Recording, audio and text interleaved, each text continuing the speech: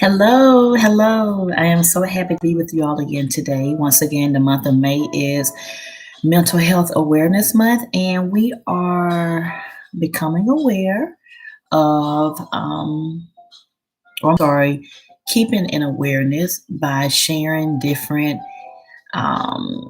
events during my year with the narcissist. I hate to call it a relationship because it really was not. It was better yet, a false ship. A false ship. But at any rate, we want to make sure that you're staying mentally sound. By doing that and gaining back your mental stability and gaining yourself back is to talk about different things. I do encourage you if your mental state is one that is detrimental, I do encourage you to get counseling. I am still not going through counseling because my goal is to just make sure that I'm back in the mental state that I once was. I want to become whole again. Like there's no shame in my game.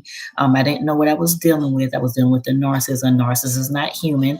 They lack empathy. So, right, with me being human and having empathy, and having a soul and having a heart, that's going to be kind of like traumatizing. It was extremely traumatizing for me. So with that situation, yes, I do. I talk about it. With me talking to you is therapy for me. It helps me to get that all of that toxic waste out of me, out of my memory, right? Because a mind is a terrible thing to waste. You need your mind. Your mind is your most precious part. Your mind is your most precious part. You want to keep your mind sound and keep it healthy for as long as you possibly can. All right, so let's go into it. The narc is a slob. The narcissist is a slob. The narcissist that I knew, he basically expected me to clean behind him. Now, when I would come over to his apartment, because I am a clean person, I try to be anyway. I would just, out of the generosity of my heart, would just help him to like clean up.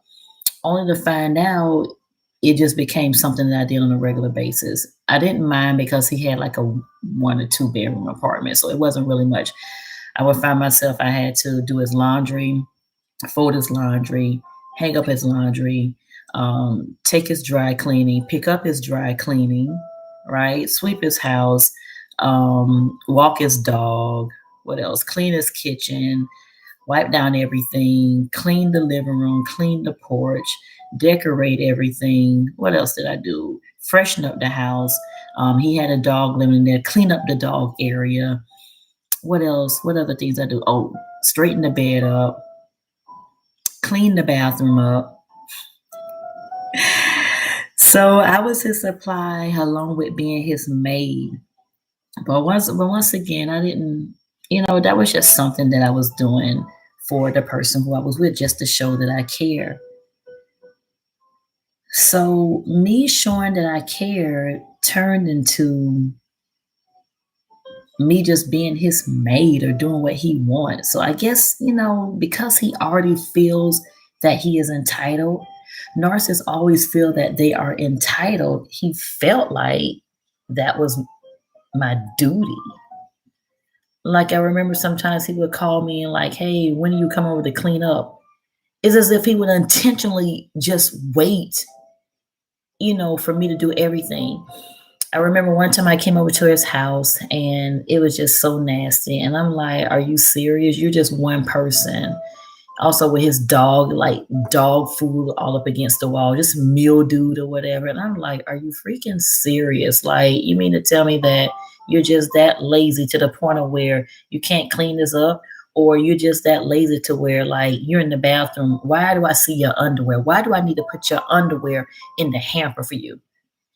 Or the hamper could be right there and the underwear right there. Slob.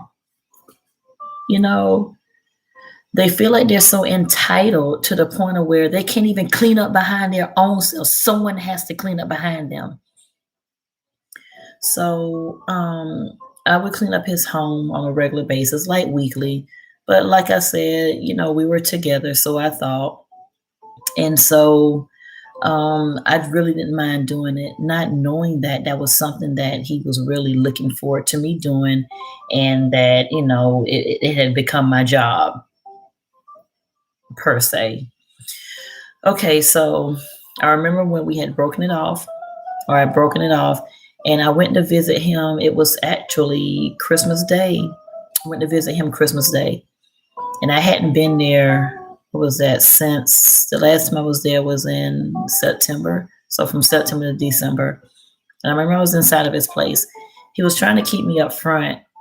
And he told me that the reason why he wanted to try to keep me up front is because his house was not clean. Boy, that was one time that he did not lie. When I finally walked around, the kitchen was nasty.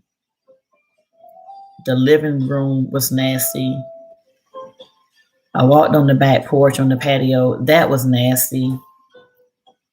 The bathroom was smelly, smelled like urine. And then, of course, his bedroom, and then the spare bedroom. Spare bedroom clothes everywhere.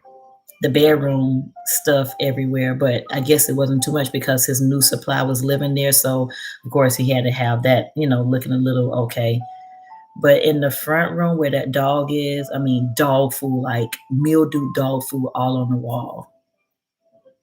So I asked him, I'm like, oh my God, like, what is going on? Like, what is going on here?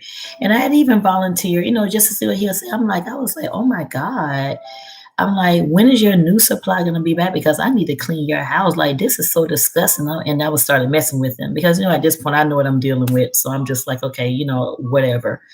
And I'm like, okay, so why did you want me to come over here? I was like, is your new supply not doing what she's supposed to be doing? And I'm like, is that the reason why you still want me in my life, in your life? Because I did everything that she's not doing and that you miss me. You miss that? Because he was steady saying, oh my God, I miss you so much. I miss you so much. I miss you. I miss you. I miss you. He was just all over me. I miss you. I miss you. I miss us.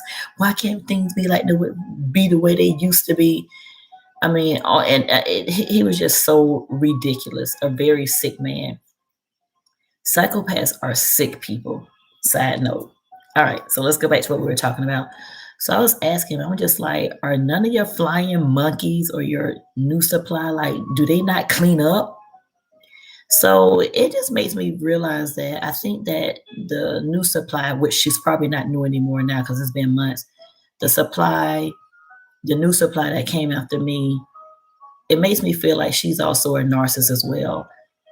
Because when I saw her out, she would step out looking clean and everything.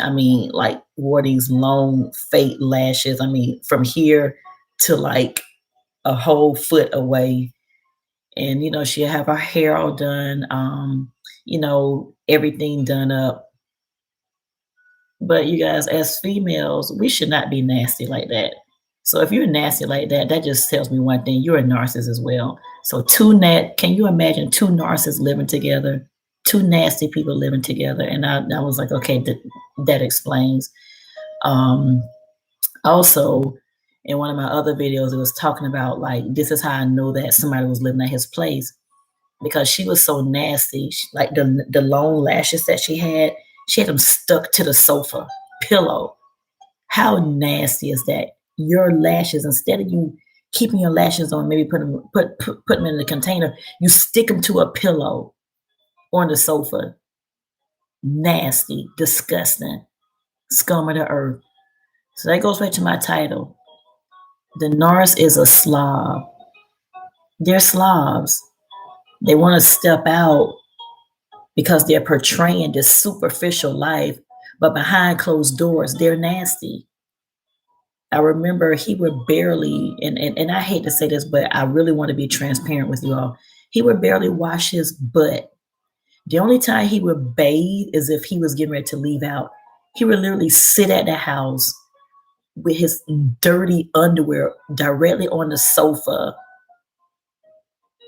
wouldn't wash for days. And I would ask him, I'm like, are you going to wash? Well, I'm not going anywhere. It's just me here. Just nasty. Have the same nasty underwear from the time he maybe gone from playing golf until the very next day. He couldn't smell it. But if you came into his place, just nasty. Nasty. And before I would sit on the sofa, I would definitely always sanitize what I sat on, because he didn't care. He was a slob.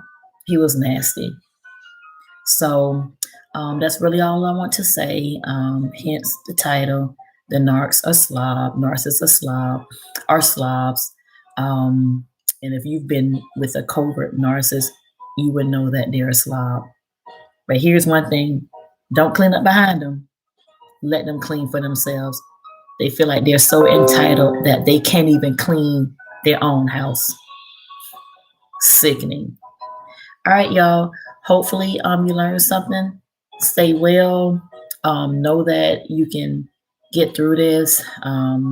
If that resonated with if that resonated with you, anything I was saying, know this right here. Don't clean up behind them. Don't even do it. Let them clean behind their own nasty slobber selves. All right. In the meantime, take care of yourself. Take care of your mental state. Be good. Bye-bye.